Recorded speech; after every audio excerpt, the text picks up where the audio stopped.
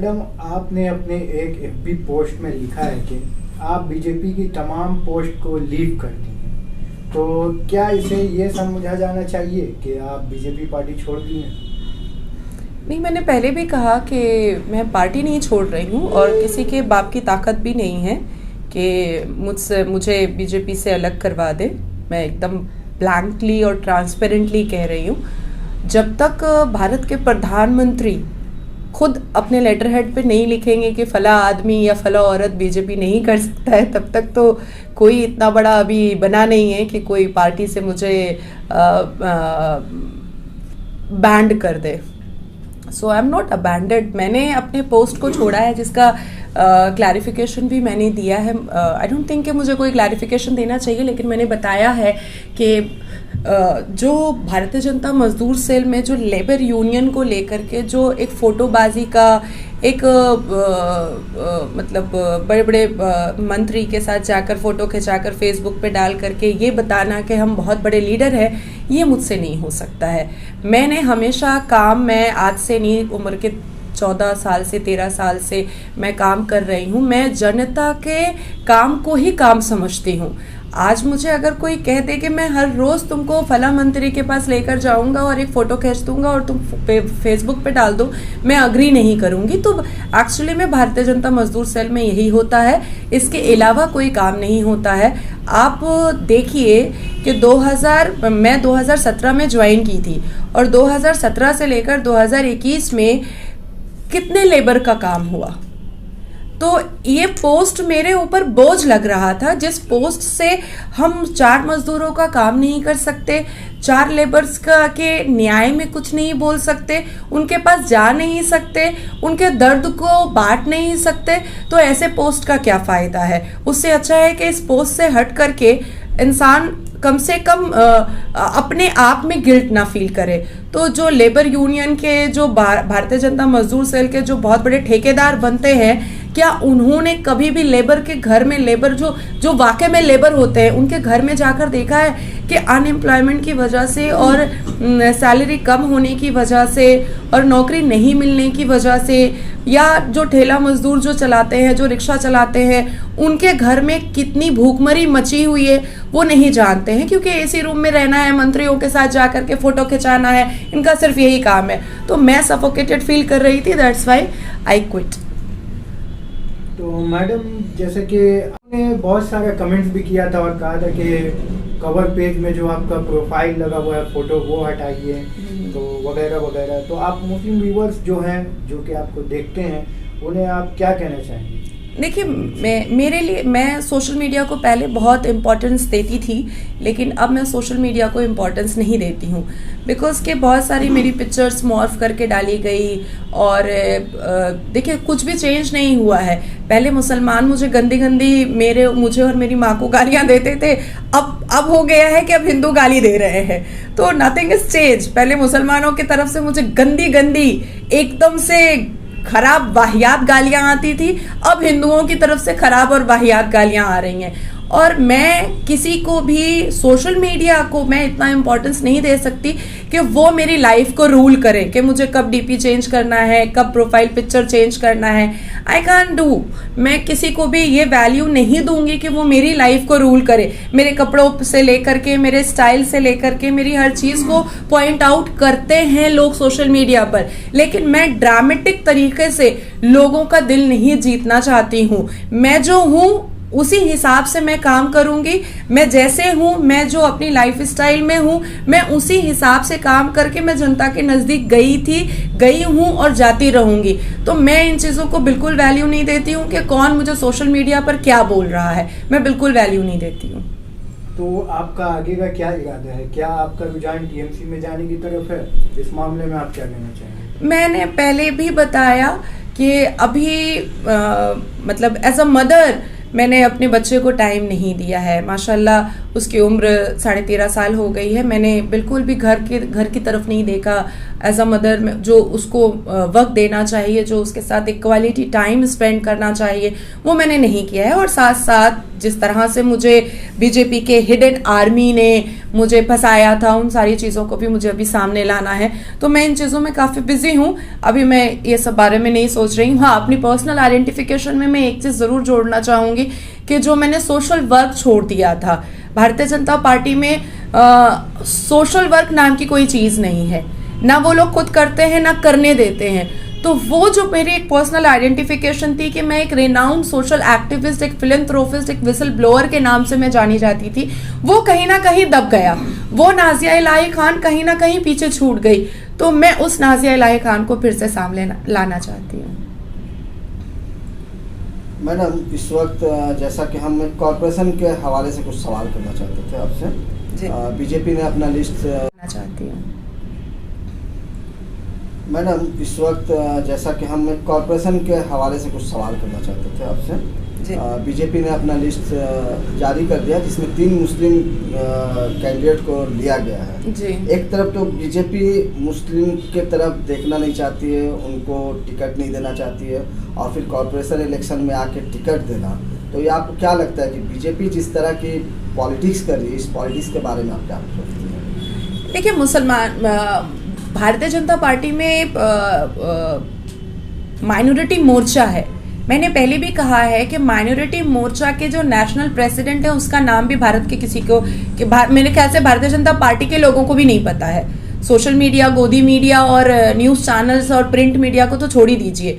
तो अभी उन लोगों ने सिर्फ 3 को दिया है, मुझे यही आश्चर्य लग रहा है, क्योंकि और 3 ऐसे को दिया होगा जो बिल्कुल नहीं जीत पाएंगे मेरे ख्याल से, क्योंकि भारतीय जनता पार्टी में जो बहुत वोकल, जो बहुत एजुकेटेड, जो बहुत अच्छी फैमिली से, जो बहुत कैपेबल होते हैं, माइनॉरिटी फेस, मुस्लिम फेस, उनको वो लोग फंसाने, दबाने, दबोचने और इरिटेट करने और उनको मैनिपुलेट करने में उनका हाथ सबसे आगे रहता है।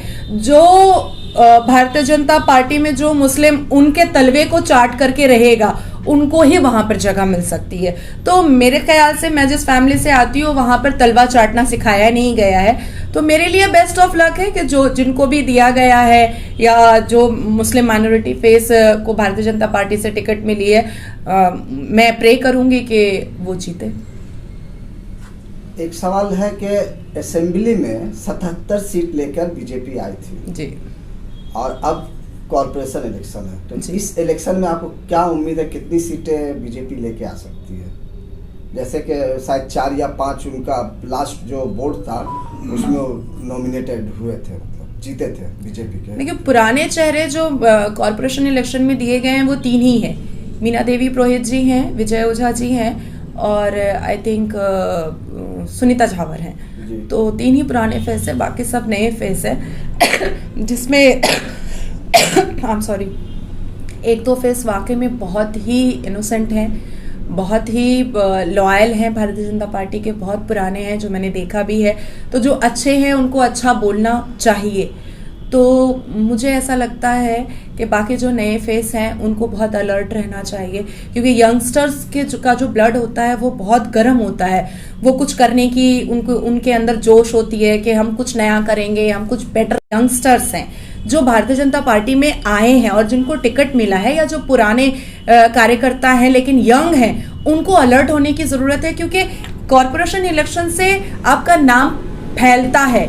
आप वोकल हैं कि नहीं हैं, आपके अंदर नेता जैसा गुण है कि नहीं है, वो कॉर्पोरेशन इलेक्शन से समझ में आता है। क्योंकि मैंने भी फाइट किया था कॉर्पोरेशन इलेक्शन 2010 में, तो वहां से नेता बनने और नहीं बनने का जो एक कैरेक्टर है वो समझ में आ जाता है। तो इनमें से जो भी नए लोग हैं, जो यंगस्टर्स हैं, वो उनमें से जिसमें नेता वाली क्वालिटी होगी, उसको कैसे मैनिपुलेट किया जाएगा, कैसे फंसाया जाएगा, कैसे जेल भेजा जाएगा, वो सारे षड्यंत्र जो है वो भारतीय जनता पार्टी के 5-6 लोग अपनी हिडन आर्मी से बाद में करेंगे, जब ये फैसला सामने आ जाएगा।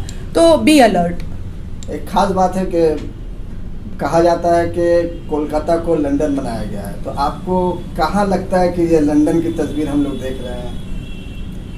देखिए, मैंने इस विषय में जब मैं 2019, 18, 19, 20, 21 विधानसभा इलेक्शन तक मैंने बहुत स्पीचेस दिए हैं कि कलकत्ता को जो लंदन बनाने का जो एक ड्रीम दिखाया गया था वो नहीं हो पाया। ब्यूटिफिकेशन पर डेफिनेटली काम हुआ है। आप न्यू टाउन एरिया चले जाइए, राजारहाट एरिया चले जाइए, पार्क स्ट्रीट चले जाइए, तो डेफिनेटली हम लोगों को ब्यूटिफिकेशन पर काम दिखेगा। तो मुझे ऐसा लगता है कि कलकत्ता अगर लंदन धीरे धीरे बन भी गया तो क्या जो मानसिकता है यहाँ के लोगों के रहने वालों की, जो सोच है, क्या उसको हम लंदन जैसा बना पाएंगे? क्या वो ब्रॉड माइंड हम ला पाएंगे?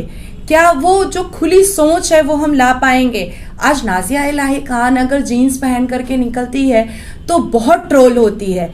आज नुसरत जहां और मिमी चक्रवर्ती अगर पार्लियामेंट जीन्स पहन करके चले जाती हैं तो मेरे ख्याल से मिलियंस ट्रोल होते हैं कि ये कोई तरीका नहीं है जाने का।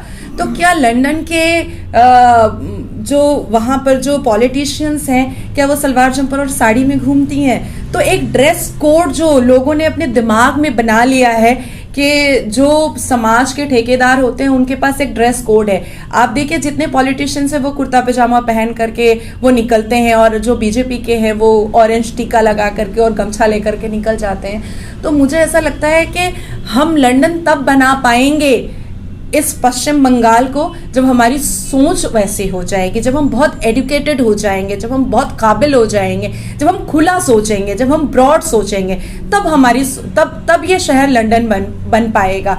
आप इस्तांबुल हैं, जिस दिन हम मुसलमानों के अंदर एजुकेशन आएगा और हम क्रिटिसिज्म छोड़ देंगे, उस दिन हम लंदन तो क्या, हम इसको जन्नत बना देंगे। कोलकाता सिटीजन के हैसियत से आप किस तरह की डेवलपमेंट देखना चाहती है? आने वाले कॉर्पोरेशन इलेक्शन के जीतने वाले काउंसलर क्या कर रहे हैं, उन्हें आप क्या पैगाम देना चाहते हैं? देखिए, कलकत्ता लंदन बने या ना बने, मुझे ऐसा लगता है कि बहुत सारे स्कूल खुलने चाहिए। मदरसों में सिर्फ दीनी तालीम नहीं, कुरान की तालीम नहीं, बल्कि एकेडमिक क्वालिफिकेशन पर भी ध्यान देना चाहिए। मैं चाहती हूँ कि हमारे मौलवी इंग्लिश में भी खुतबा दें। आप थोड़ा सा दूसरे वे में चलिए। नहीं, पूछा कि डेवलपमेंट के बारे में, मैं डेवलपमेंट पे ही आ रही हूँ। सेकेंड थिंग इज कि मुस्लिम एरिया जो है, मुस्लिम एरिया को चेंज करना चाहिए, क्योंकि मुस्लिम एरिया में एंटर करते ही हम लोगों को जो फीलिंग आती है वो बहुत सबसे गंदा, बहुत सफोकेटेड फीलिंग आती है। तो उस मुस्लिम एरिया को चेंज करने की ज़रूरत है। मैं नाली और सड़क पर नहीं जाऊंगी। एडुकेशन को जितना कॉरपोरेशन इलेक्शन में जितने भी लोग जीतेंगे वो अपने अपने वार्ड में जितना अवेयरनेस फैला सके एडुकेशन को लेकर के, उतना अवेयरनेस फैलाएं, और जितने भी मुस्लिम वार्ड हैं उस पर प्रॉपर तरीके से काम हो और उसको भी बेटर करने की और हाइजीन करने की बहुत ज़रूरत है। मेरा एक आखिरी सवाल आपसे कि टीएमसी ने इस बार 20 मुस्लिम उम्मीदवारों को मुंतखब किया है, सिलेक्टेड किया है, तो ये 20 से क्या होगा? इस 20 से क्या होगा? क्यों इतना कम? माइनॉरिटी को क्यों इतना कम? और खुद माइनॉरिटी बेल्ट जो इलाके हैं वहाँ से मुस्लिम कैंडिडेट खुद ब खुद उभर के नहीं आ पाते। जैसे कि मिसाल के तौर पर बिलगेचिया को ले लीजिए, और जो हम 50 साल की हिस्ट्री बता रहे हैं, 34 साल सीपीएम का दौर और 10 साल टीएमसी का दौर रहा है, यहाँ से कोई मुस्लिम कैंडिडेट खड़ा नहीं हुआ है। आखिर इसकी वजह क्या है? देखिए, मैंने आपको पहले ही कहा कि मुसलमानों को उनकी ताकत के बारे में अंदाज़ा नहीं है। मुसलमान क्रिटिसिज्म में, ऑब्जेक्शन में और बिचिंग में बहुत ज़्यादा अपना टाइम वेस्ट करते हैं। मुसलमानों को दूसरे के घर के गॉसिप में ज़्यादा मज़ा मिलता है और अपने घर के प्रॉब्लम्स को सॉल्व करने में कम मज़ा मिलता है। अब मेरे ख्याल से मेरी इस स्टेटमेंट पे भी मुझे बहुत सारी गंदी गंदी गालियाँ मिलेंगी जब ये सोशल मीडिया पर जाएगा, तो आई डोंट केयर कि कितनी गालियाँ मुझे मिल सकती हैं। लेकिन जिस दिन मुसलमान अपने आप को ये फील करेंगे कि वो बहुत पावरफुल है, वो बहुत काबिल हैं, वो मैदान में आकर के अपने हक के